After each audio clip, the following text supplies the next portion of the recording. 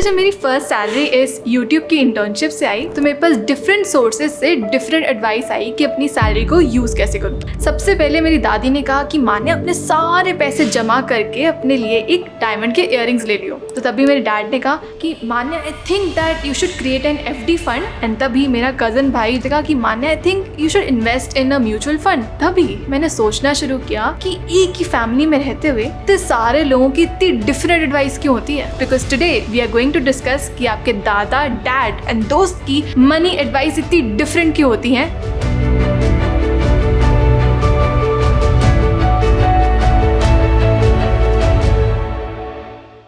पता है हर जनरेशन की ना अपनी अलग unique money spending and saving habits होती हैं which are shaped by countries economic situation, families history with finance and the personal struggles they faced while growing up. अब इंडिया में हम जॉइंट फैमिली में रहते हैं जहाँ अक्सर 3 से 4 जनरेशन एक ही छत के नीचे रहती हैं, यानी कि आपके दादा दादी, आपके पेरेंट्स, आपके भाई बहन और आप खुद। एंड कई बार इन तीनों जनरेशन में आपस में झगड़े हो जाते हैं to take decision regarding saving and spending money. And to understand this हमें जनरेशनल डिफरेंसेस को समझना पड़ेगा एंड एक स्टेप पीछे जाकर हर एक की डिफरेंट साइकी को समझना पड़ेगा that why are these different generations so different from each other. So first generation is baby boomer generation, यानी कि वो लोग जो कि 1946 से 1964 के बीच में बॉर्न हुए थे, लगभग आपके दादा दादी की उम्र के लोग। एंड ये लोग तब बॉर्न हुए थे जब इंडिया को आजादी मिली थी ब्रिटिश रूल से। एंड उस टाइम पर इंडिया में इकोनॉमिक इंस्टेबिलिटी बहुत थी बिकॉज काफी लोग पाकिस्तान से इंडिया आए थे आफ्टर पार्टीशन एंड काफी लोगों के पास जॉब्स नहीं थी।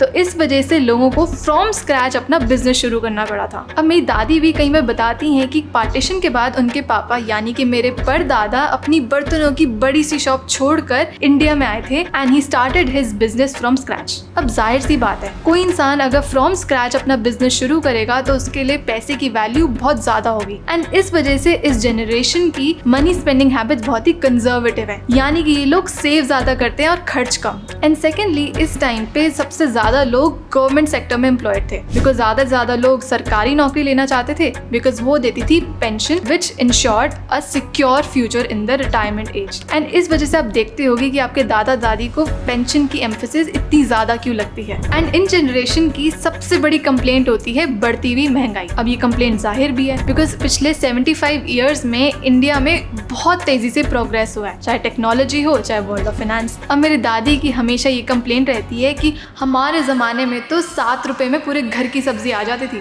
And second is generation X, यानी कि वो लोग जो कि 1965 से 1976 के बीच में बॉर्न हुए हैं, यानी कि आपके पापा मम्मी की जनरेशन। अब ये वो जनरेशन है जिन्होंने अपने पेरेंट्स को यानी कि बेबी बूमर जनरेशन को पैसे के लिए स्ट्रगल करते हुए देखा होगा। एंड इस वजह से ये जनरेशन बहुत ही हार्ड वर्किंग होती है because they want to ensure a secured, safe and comfortable living conditions for their family. And अगर हम मनी स्पेंडिंग हैबिट्स की बात करें तो जनरेशन X थोड़ी ज्यादा प्रैक्टिकल एंड फ्लेक्सिबल होती है as compare to baby boomers because उनको बजट बनाना पड़ता है properly to care for the ageing parents, यानी कि आपके दादा दादी की मेडिकल बिल्स एंड अदर चीजों का ख्याल रखना, आपकी और मेरी एजुकेशन को फाइनेंस करना, हाउस होल्ड बिल्स पे करना and more over other financial duties like loan अगर लिया हुआ है उसको क्लियर करना and managing the entire family as a whole. And secondly इन लोगों की एक पर्टिकुलर ऑब्जर्वेशन ये होती है कि ये एक ही ब्रांड से पूरी जिंदगी लॉयल रहते हैं, यानी कि वो एक ही ट्रस्टेड ब्रांड से अपने कपड़े, जूते एंड अदर चीजें खरीदते हैं। एंड हम अगर सेविंग की बात करें तो इस जनरेशन को फिक्स डिपॉजिट्स एंड PPF जैसी स्कीम्स में इन्वेस्ट करना ज्यादा अच्छा लगता है। एंड एक हैबिट जो बहुत ही स्टैंड आउट करती है इस जनरेशन की